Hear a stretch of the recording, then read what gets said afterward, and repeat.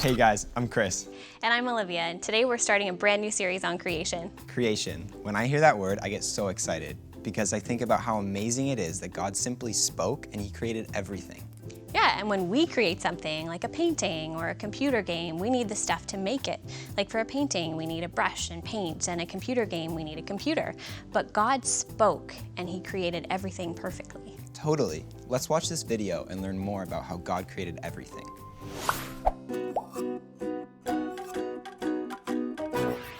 What's up? How you doing? What's going on? All right. Hey everybody, how's it going? This is Jordan. Good to see you again. So check it out. Have you ever gone to one of those furniture stores where once you take it all home, you gotta put it together yourself? So recently, I bought this huge bookshelf to put together in my living room. This is not one of those simple pieces like a table you just screw on the legs. No, this was complex, okay? You got all these different size shelves and legs and parts that a lot of them look the same kind of measurements. And as you're reading through the instruction manual, you gotta be able to understand Egyptian hieroglyphics. This is complicated stuff. In any case, I'm trying to piece this thing together, and more than an hour into it, I realized that all the pieces I fit together already were the wrong pieces, man. So I had to take these pieces apart, unscrew these legs from where they were, put them together on the other side. At the end of it, it all got done. It looks beautiful. It's sitting in my living room right now. You should come over and see it. But it was a process. So this story points us in a way to the big idea for today, which is that God spoke and He created everything perfectly.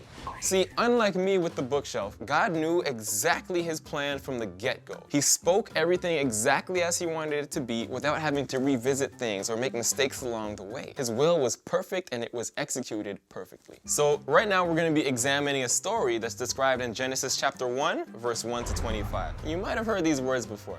In the beginning, God created the heavens and the earth.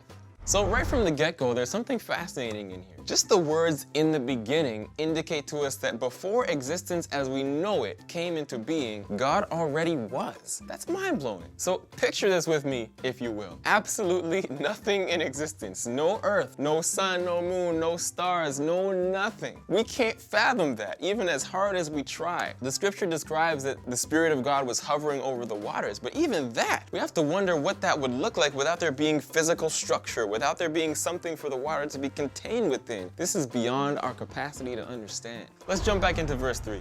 Then God said, "Let there be light," and there was light. And God saw that the light was good.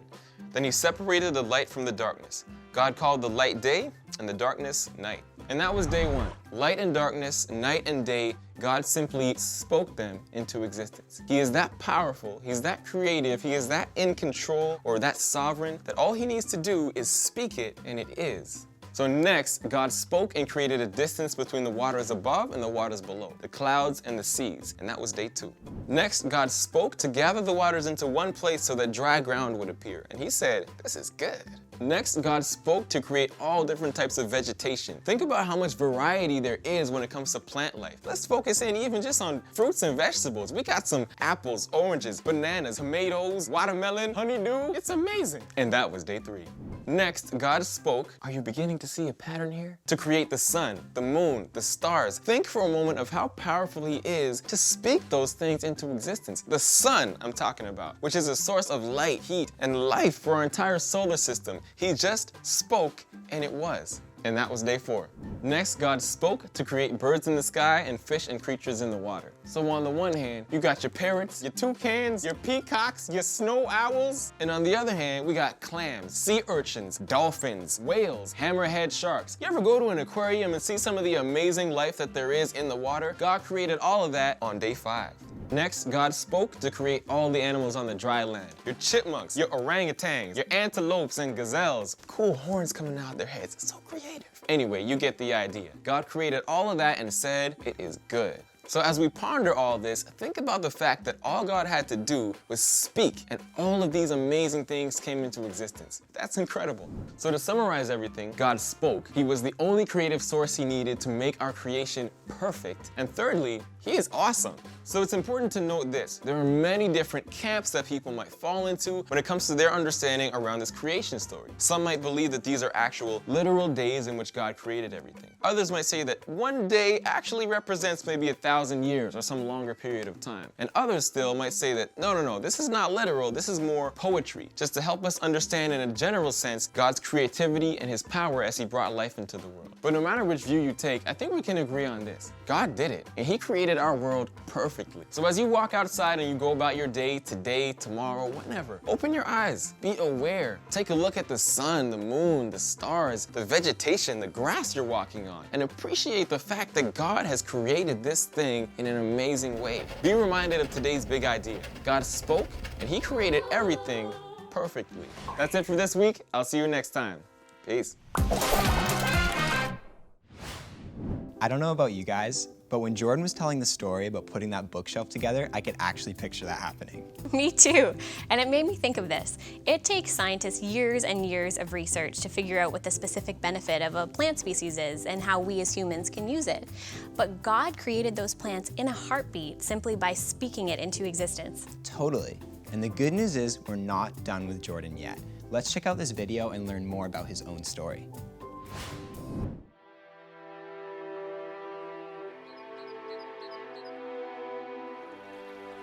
Growing up, I struggled with confidence in social situations. I was very timid, I was very shy. I didn't think I had a lot to offer. I never really felt like there was anything significant about my story. My name is Jordan, and among other things, I am a poet, an MC, a spoken word artist. That's a big piece of who I am, something I'm very passionate about. I discovered and developed my passion for rapping in my last year of high school. So some songs that I write will spark out of just hearing a beat. And then words and word rhythms will just come to me. And I don't know where it's headed, I don't know what message it's gonna be, but it will just develop as I think through it and as I vibe to the music. Other times, I'll start with a destination in mind, a theme or a topic that I wanna talk about, and just as I jot out in non-rhyming format, just ideas to start off with and get me on the right foot, those things will just develop along with the music. And then other times, I might just have a conversation with somebody or read a book and hear or read a syllable pattern that's just intriguing to me. Years ago, I was in a Bible study and someone was trying to say that without God, we're all equally helpless. That's how much we need him. And he just said the words equally helpless. It just hit me like a drum pattern. So I came home and turned that into a line in a rap that I wrote where I said, we say give love, seek to be selfless, but check the track record, man, we're equally helpless.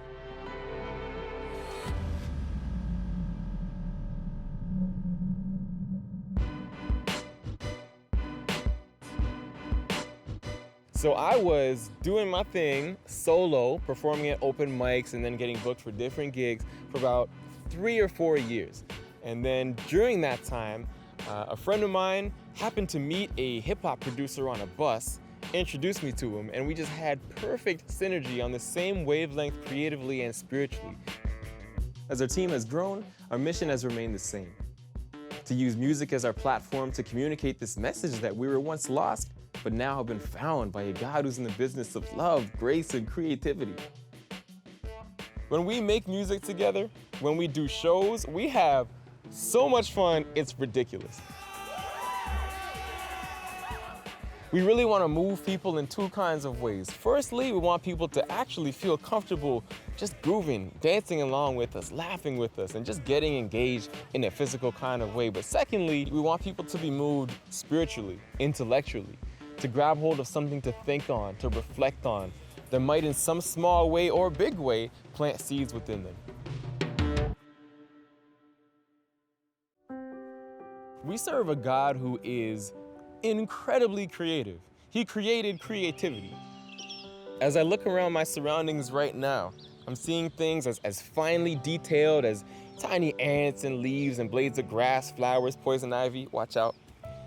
But also on a larger scale, just seeing the beauty of the skyline, seeing clouds, seeing the sun rise and set. All of these things point to the creative power of the God that we serve, who spoke it all into existence. And that same creative power is infused into our DNA as God's children. He wants to partner with us in creating and bringing more and more beauty into this world, into our surroundings. For a long stretch of my life, I believed I didn't have a story. Not only has God opened my eyes up to see the truth that I play an important role in His story, but He's also given me a platform through my gifts to share my story with others. Yeah, I'm praying, petitioning, chasing, envisioning days when the great will switch to a greater display of vividness. When every individual's stricken, facing addiction, and filled with an inexplicable fix of grace and upliftment to get them high. Throw them a rope when the pressures rise. Mourners testify, hoping Jehovah will never die. Those who quest to find treasure will know that it rests inside. Soldiers molding garden tools out of metal, we weaponize all the evils committed cause we yearn to stack the loot. I'm dreaming of the day when God will purge them at the root. Pull the curtain back and poof, every person has a roof. Ain't no refugee rejected due to bureaucratic hoops. I ain't nervous about the future, a sign sealed, delivered. The predicament we in isn't ideal, but dig it. Got the privilege of catching all these glimpses into heaven. As the visions manifesting, I'll be dreaming with eyes peeled. Yo, Jay, tell them what we doing, man. I'm dreaming. My homie gon' get saved, cause I know he's coming back up. I'm dreaming. That video was super cool. I love how Jordan found his story in God's bigger story. Totally. It's amazing to see how God gave Jordan this creativity and how he's using it to serve Jesus. So let's break into our small groups now and see what this looks like in your own story.